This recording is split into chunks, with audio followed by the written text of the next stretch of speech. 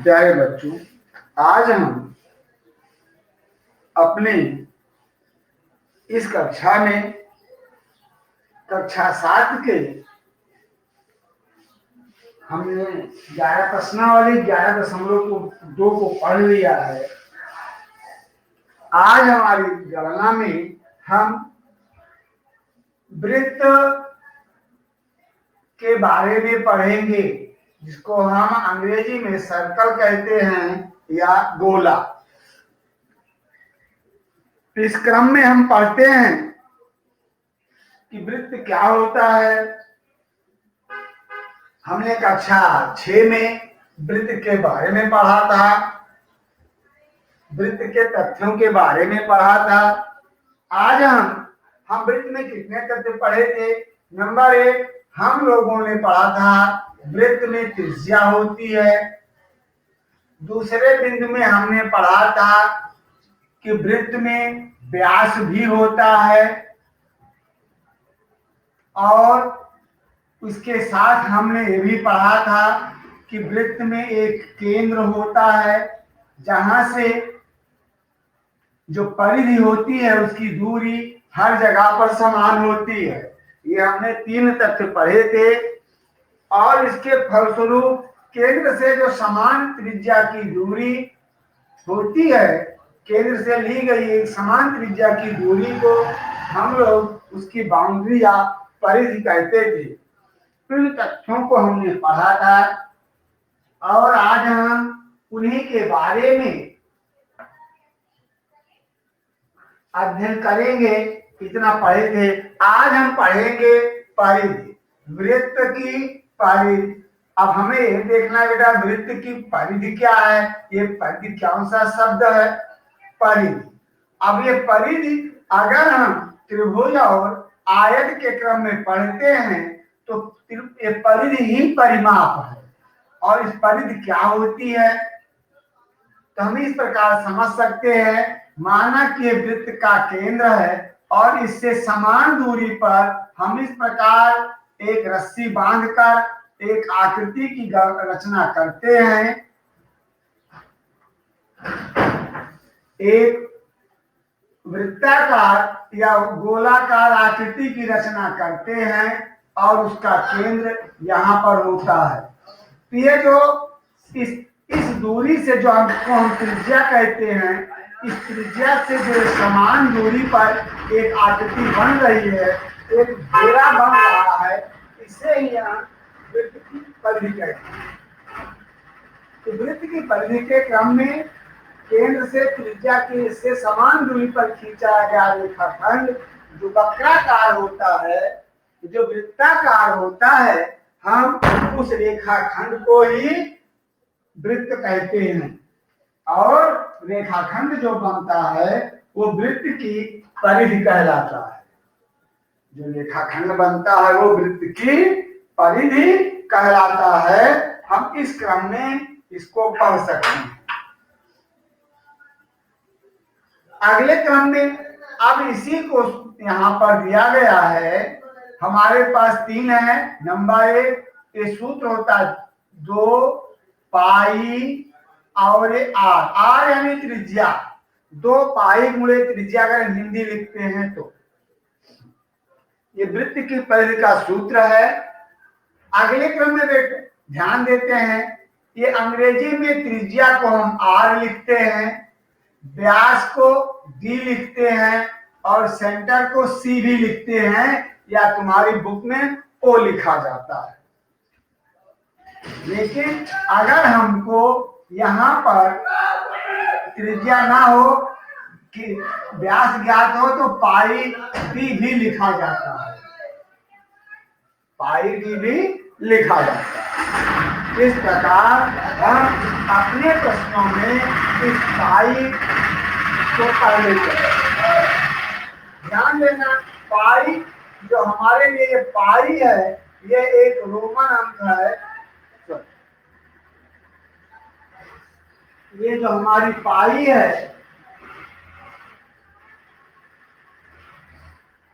यह एक आनुपातिक मान है, और पाई का जो मान है वह हमारे प्रश्नों में 22/7 लिखा जाता है।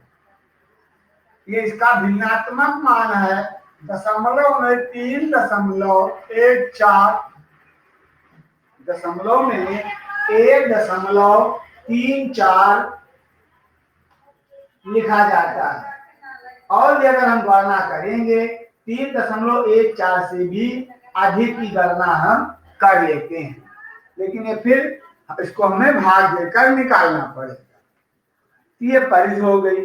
अब यहाँ जो इसका एक क्षेत्र है जो एक घिरा हुआ है, ये हिस्सा, इसमें हम क्षेत्रफल की बात करते हैं तो क्षेत्रफल की गणना के लिए जो हम पढ़ते हैं वृत्त का क्षेत्रफल, वृत्त के क्षेत्रफल की गणना के लिए हमारे पास इसका फार्मूला निकाला गया है। हमारे गणितज्ञों ने इसका फार्मूला दिया है, क्षेत्रफल बराबर पाई इंटू आर का स्क्वायर वर्ग इकाई। ये इसका सूत्र दिया गया है।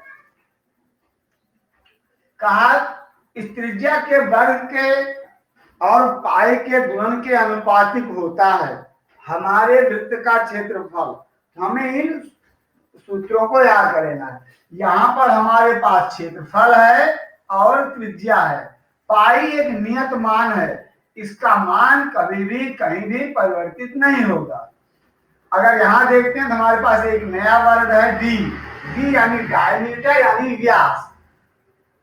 तो अगर हमारी ये गणनाओं में से जैसे यहाँ अगर हम देखते हैं 1, 2, यहाँ भी लेते हैं 1, 2, ये हमारा 2 भी निश्चित है, पाई भी निश्चित है, आर और परिधि। तो आर और परिधि दो में से अगर एक हमें ज्ञात है तो हम दूसरे को ज्ञात कर सकते हैं। वैसे ही अगर हमें क्षेत्रफल और आर में से कोई एक भी ज्ञात है तो हम दूसरे को ज्ञात कर सकते हैं। इसी क्रम में हमारा दूसरा प्रश्न है। आगे हम अपनी प्रश्नावलियों को देखते हैं। जो हमारी प्रश्नावली है 11.3, वहां पर लिख रहा है कि तुम्हारे पास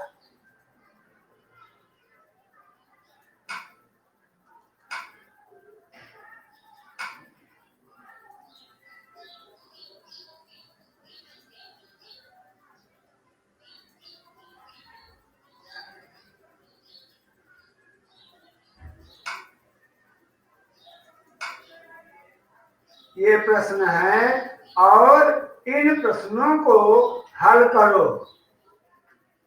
इन प्रश्नों को हल करो और उनके हल करने के क्रम में हमारे पास 11.3 में लिखा गया है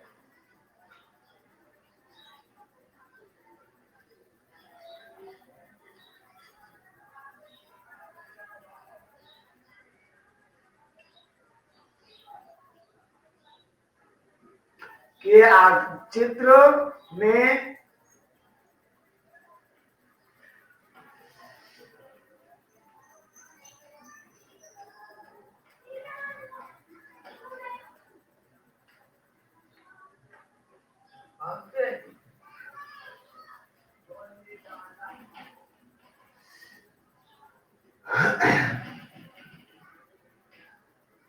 ये जो तुम्हारा अभ्यास है यहाँ पर ये लिखा गया है।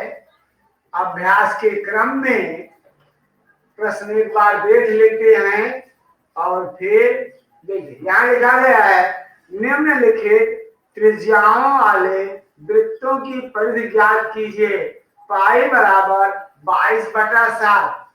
तो हमारे इस पहले प्रश्न में वृत्तों की परिधि दी गई है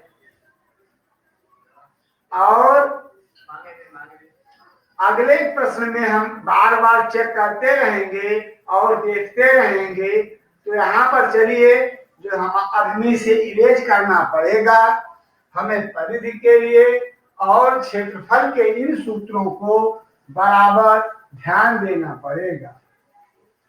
तो हमारा पहला प्रश्न लिख रहा है इन आकृतियों में परिधि की गणना कीजिए।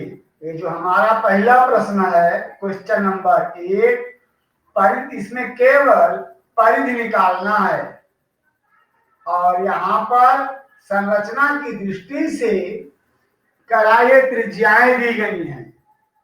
हमारा पहला, दूसरा और तीसरा ABC तीनों में, तो हम किसी का भी प्रयोग कर सकते हैं। जैसे हमारा A है 14 सेंटीमीटर, ये उसकी त्रिज्या है, तो हम लिखेंगे वृत्त की परिधि, वृत्त की परिधि। और जब हम ये लिखेंगे तो अपने अगले क्रम में क्या करेंगे, यहाँ फार्मूला लिख देंगे। ये त्रिज्या है तो 2 पाई r, 2 पाई r। और हम यहाँ पर फिर अब अंकों के मान लिख, 2 तो 2 होगा ही, गुणे पाई को लिखेंगे 22/7 और फिर r के लिए हम यहाँ 14 लिखकर सेंटीमीटर लिखेंगे। जब सब अंकीय हो गए, इनको हम सरल भी कर सकते हैं। 7 एकम 7, 7 दूनी 14, और अब हमारे पास यहाँ 1 है, भाग देने से परिवर्तन होगा नहीं, यहाँ गुणा कर दे, 2 दूनी 4, 2 दूनी 4। अब इस 4 से यहाँ गुणा करेंगे, 4 दूनी 8, 4 दूनी 8, और इस प्रकार हमारा जो वृत्त है उसकी परिधि होगी 88 सेंटीमीटर। अब तुम्हें यह सवाल समझ में आ गया होगा। जो हमारी ये परिधि है इस प्रकार वो होगी 88 सेंटीमीटर। ऐसे हम अपने ए को हमने सॉल्व किया, बी और सी को भी सॉल्व कर सकते हैं, और इसके लिए तुम्हें प्रयास करना होगा। जो हमारा दूसरा प्रश्न है वहां पर हमें क्षेत्रफल की गणना करनी है। वृत्तों का क्षेत्रफल का मान ज्ञात कीजिए। चलिए अभी हम यहाँ इरेज कर देते हैं और लिख रहा है, ठीक वही प्रक्रिया हमें फिर पालन करनी है। दूसरे प्रश्न में है क्षेत्रफल की गणना कीजिए, क्षेत्रफल की गणना कीजिए, और यहाँ वृत्त का क्षेत्रफल ज्ञात करना है। और यहाँ लिखा गया है पाई का मान 22/7, ABC। ए, चलिए ए में फिर अभी लिख रहा है 14 सेंटीमीटर। चलिए हमने फिर से लिख दिया। अब हम यहाँ लिखेंगे वृत्त का क्षेत्रफल, वृत्त का क्षेत्रफल, और अब हमने इस सूत्र को यहाँ लिखा, क्या लिखा, पाई r²। अब हमने लिख दिया, तो पाई का मान अभी हमारे लिए होगा 22/7, फिर गुणे r का मान है 14⁻², सेंटीमीटर पर स्क्वायर लगा देंगे, वर्ग इकाई होता है। अब यहाँ नहीं समझ में आएगा बेटा, एक लाइन और आगे हम बढ़ लेते हैं। फिर यहाँ लिखेंगे गुणे 14, यहाँ लिख देंगे सेंटीमीटर स्क्वायर।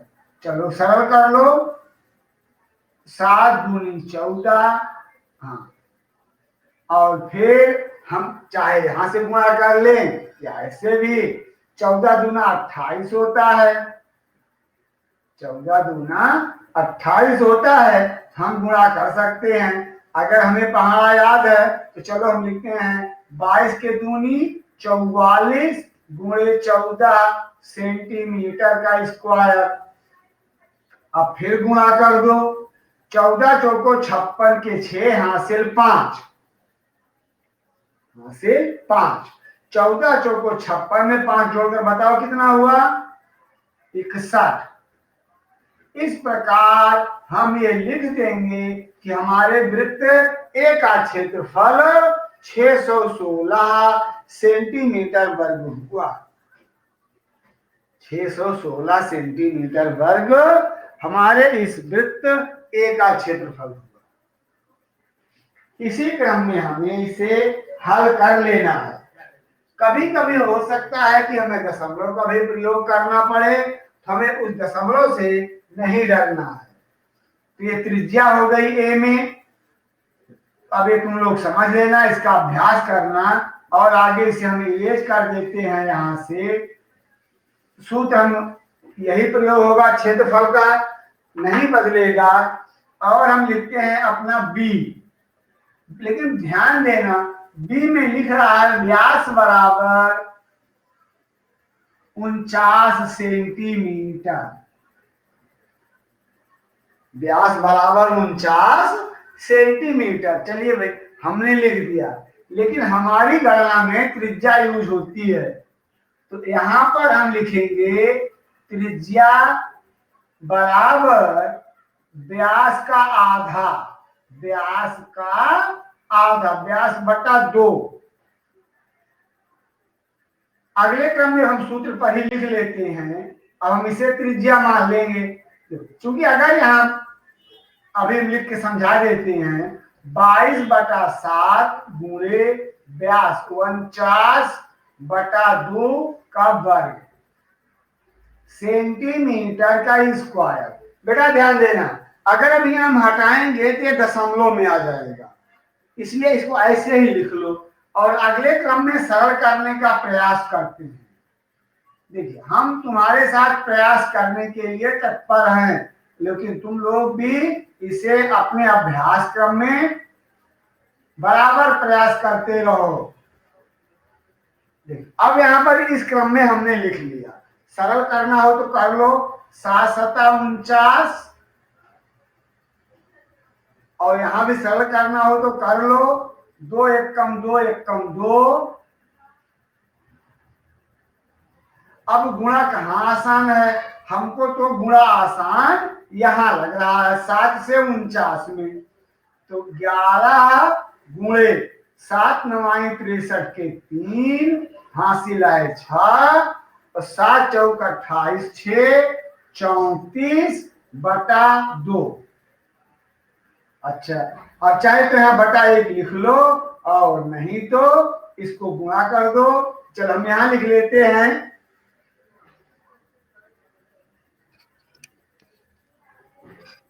हम यहां लिख लेते हैं, यही नीचे ही गुणा कर लेते हैं। चलिए, अब हम यहां लिखेंगे 11 × 3 = 33 के 3 हासिल 3, 11 × 4 = 44 में 3 जोड़ेंगे तो 47 के 7 हासिल 4, फिर 11 × 3 = 33 और 4 जोड़ेंगे तो 37, और ये बटा 2 रहेगा बेटा। अब बटा 2 को क्रम में भाग दे दो। चलो यहाँ हम भाग लगा देते हैं, नहीं तो शायद तुम लोग थोड़ी मिस्टेक कर जाओ। हम तो अब कहते हैं कि तुम लोग मौखिक अभ्यास करने के आदी बनो थोड़ा। 2 × 1 = 2, घटाने पे आया 1, आगे लिया 7, और फिर अब यहाँ 2 × 8 = 16, फिर घटाने पे आया 1, फिर यहां से 7 लिया 17, 2 × 8 = 16, फिर यहां से घटाने पे आया 1, आगे लिया 3 13, 2 × 6 = 12, यहां पर लिखा, घटाने पे आया 1, यहां दशमलव दिया, यहां 0 हो गया, 2 × 5 = 10।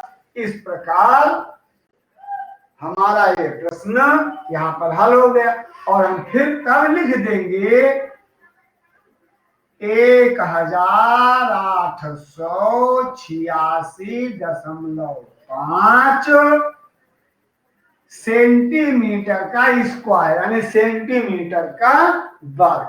इस प्रकार हम अपने इन प्रश्नों को हल करेंगे। हमारे क्षेत्रफल का मूल आधार त्रिज्या है, लेकिन जब त्रिज्या नहीं होगी, व्यास दिया होगा, हमें इस क्रम में लिखकर उसे हल करना पड़ेगा। अगर यहाँ दशमलव ना आए, डायरेक्ट विभाजित हो जाए, हम वहां भी हल कर सकते हैं। जैसे अगर ये 14 होता तो हम आसानी से विभाजित कर सकते थे, वहां 7 हमें मिल जाता, लेकिन यहाँ 49 है, तो ये दशमलव में पहले ही आ जाएगा, इसलिए हमने उसको ठीक उसी क्रम में हल कर दिया जिस क्रम में हमने उसे देखा था।